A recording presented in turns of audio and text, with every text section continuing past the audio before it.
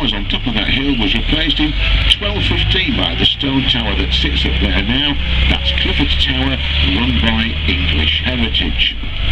On the left, the back of the Crown Court. It's a working court of law, built on part of the site of the main Norman castle. Notice the barred windows on the ground floor to our left. Behind those, the cells, which are still used today to hold people awaiting their appearance in the dock. And next on the left, we've got the only surviving part of the Norman castle wall.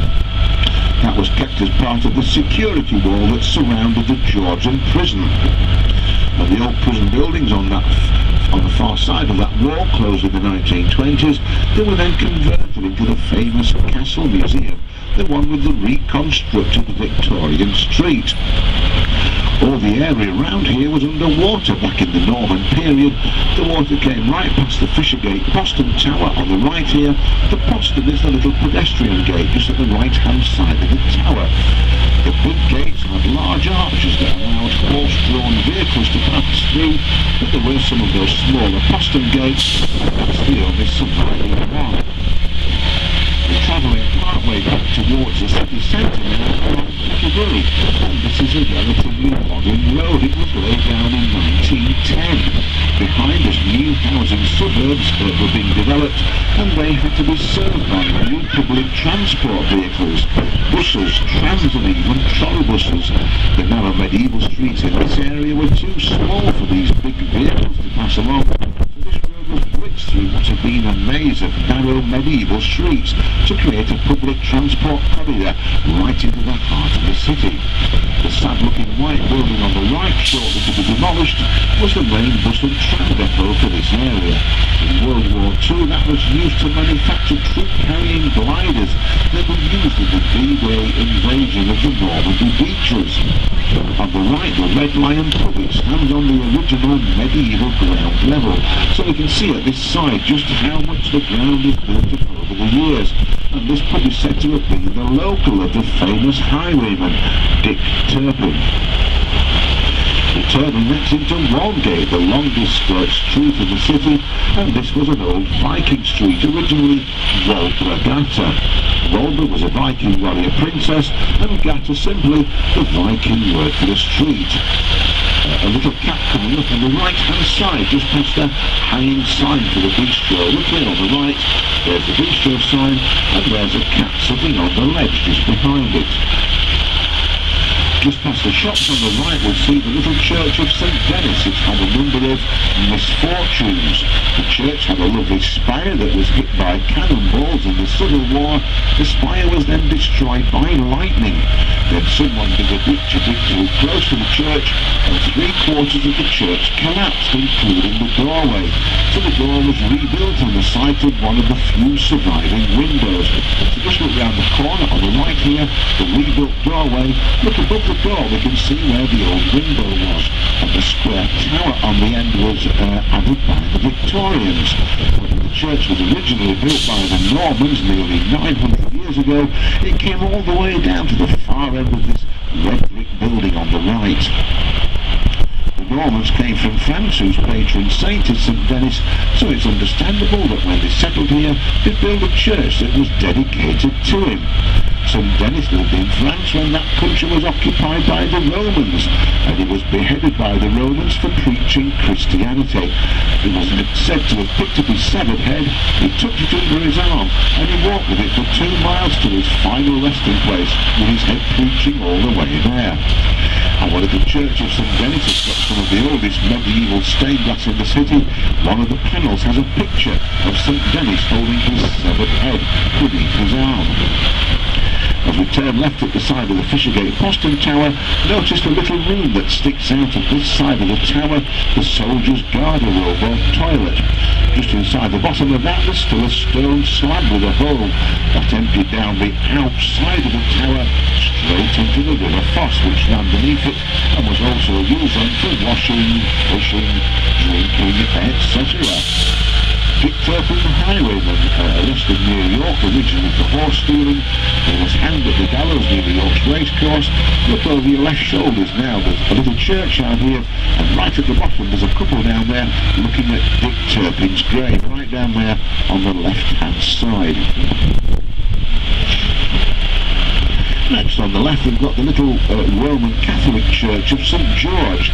Just have a look at the side of the church as we go past, and you'll see a carving of St George coming a rather weedy looking little dragon. There he goes. The church was built in the mid-1800s to cater for the spiritual needs of a large Irish immigrant. Again, one gate was said to have 26 pubs along its length, and it was rumoured that you could get drunk just by sniffing the fumes as you walked along this long street from one end down to the other. It was a very rough area back in the Victorian period. Even the poor old policemen had to walk around here in pairs for their own safety. Just past these shops on the right we'll see a little medieval building. In the Victorian period this became Kilmartin's lodging house. It was a doss house, and a poor person could get a bed in there for just 4p a night. If you couldn't afford that, you bought a penny lean, and you leaned on a clothesline that was stretched across the room and tried to get a little bit of sleep on that.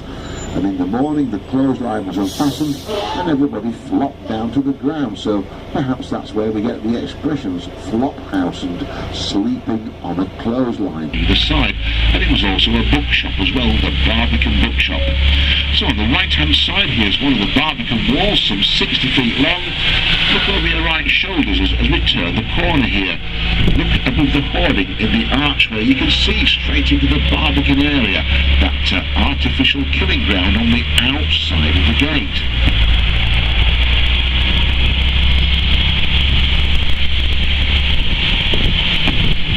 Until the 1950s, the area round here was the main cattle market, and in years gone by cattle were driven on the hoof all the way from Scotland down the Drovers Roads to be sold here on the English market, and that must have been a journey of several days. The flat ground along the right-hand side of this road was occupied for its entire length by rows of cattle pens, and on the left where we've got the Barbican Concert Centre, there were the main market buildings, the sales rings and so forth.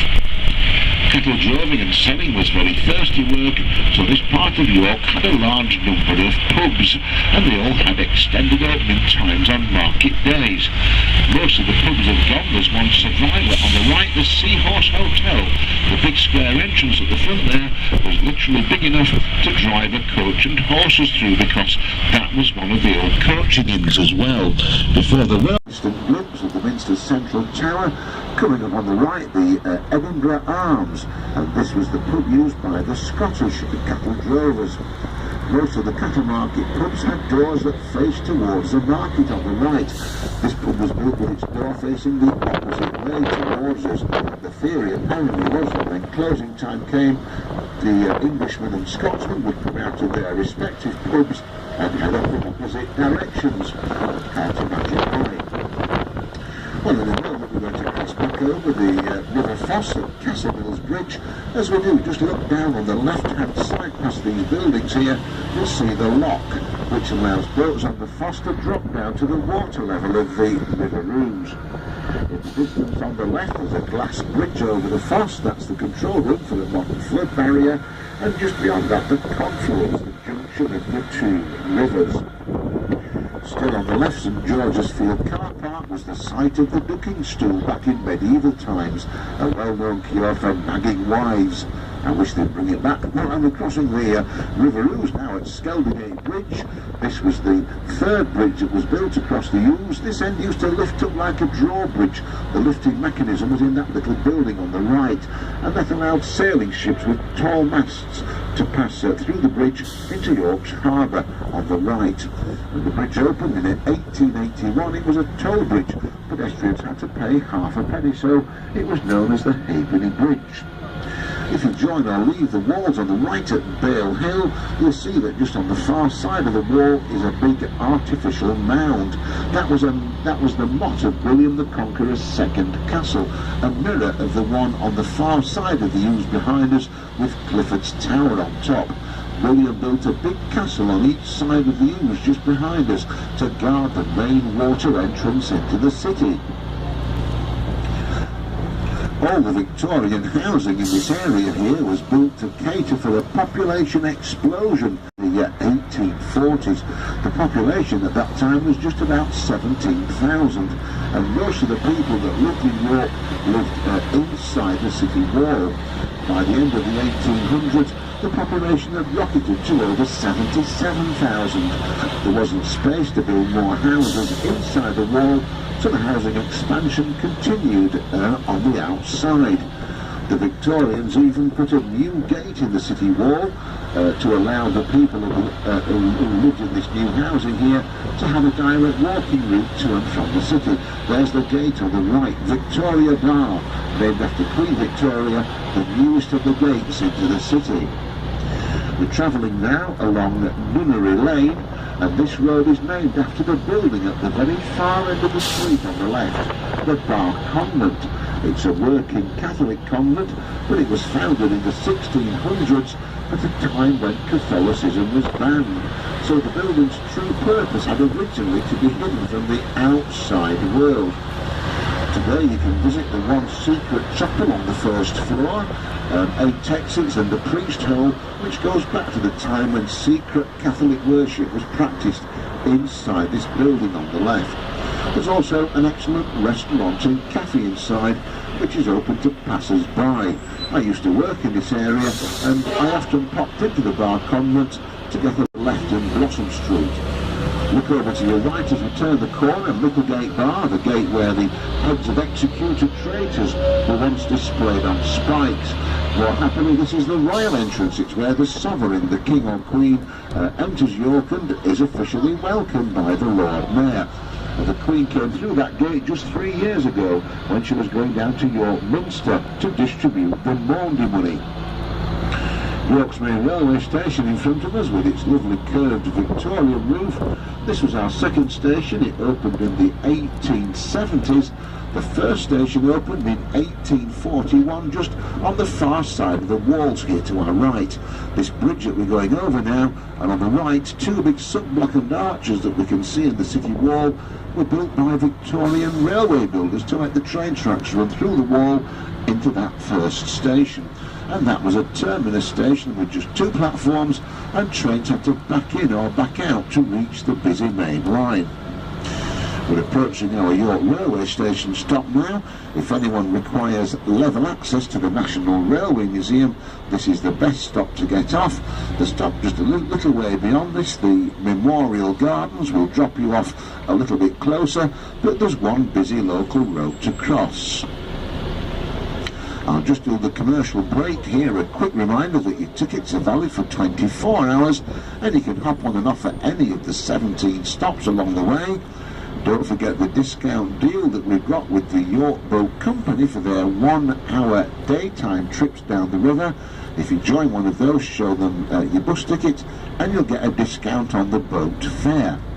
Please do hang on to your bus tickets when they've expired, because City Sightseeing operates in about 100 cities around the world. And if you join one of our tours later on in Washington, Warsaw or just in Windsor, hand in your ticket from this tour in York, you'll get a new one, but you'll also get 10% off the fare. Royal Mail Coach. George Hudson became very rich and very powerful. He was known nationally as the Railway King. But at the height of his fame and fortune, George Hudson was found guilty of embezzlement and fraud, and he got sacked. The man whose statue stands just on the far side of the junction in front of us, Mr. George Lehman, took over as the local railway boss.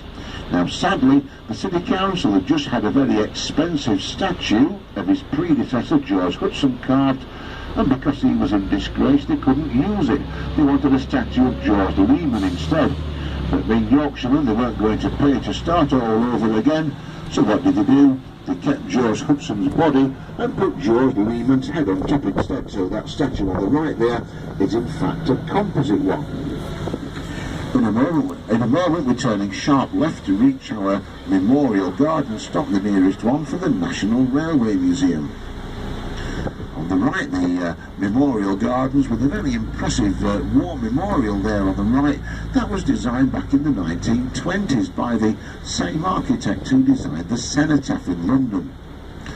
The road in front front of us goes through a long tunnel beneath the north end of York railway station, and just on the far side of that tunnel is the entrance into the National Railway Museum. It's at the National Railway Museum.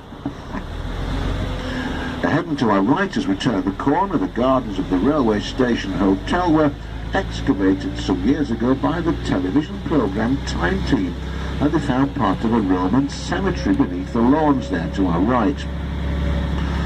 Looking through the big arch in the wall ahead of us, a creamy white brick building, the back end of the old railway station, now the headquarters for the City of York Council.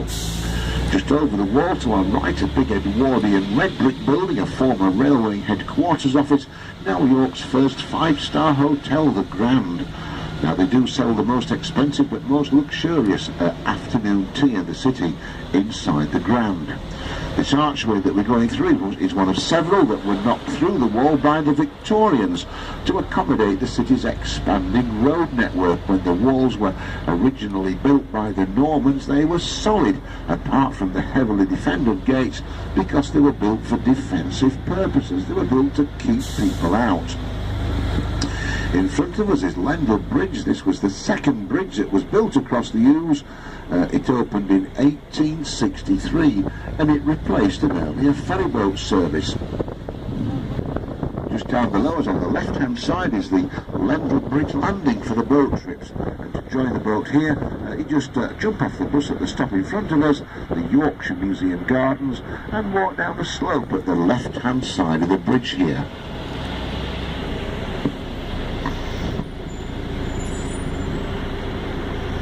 On the right hand side, the road on the right is Lendal. That goes into St Helens Square, where you'll find the famous Betty's Tea Room, and just beyond that the city centre shops. On the left we've just passed the big gates that lead into the Yorkshire Museum Gardens, a big public park. That's a lovely place to go for a picnic when the sun shines, and in there you can visit the Yorkshire Museum, which tells the history of the city from prehistoric to medieval times. Ahead of us there's a lovely view of the west end of York Minster. This is the fifth minster that was built on this site. It was started by the Normans and it took them 250 years to complete it. The two towers at this end contain the minster's bells. I went on a trip round there some years ago and we had to climb up 100 steps in the right hand tower to get into the bell ringing chamber, where all the ropes hang down through the ceiling. Then the bell ringers turned up for practice and we went right up into the right hand tower to watch the peals of bells being swung. Then we came part way back down and we transferred via a very high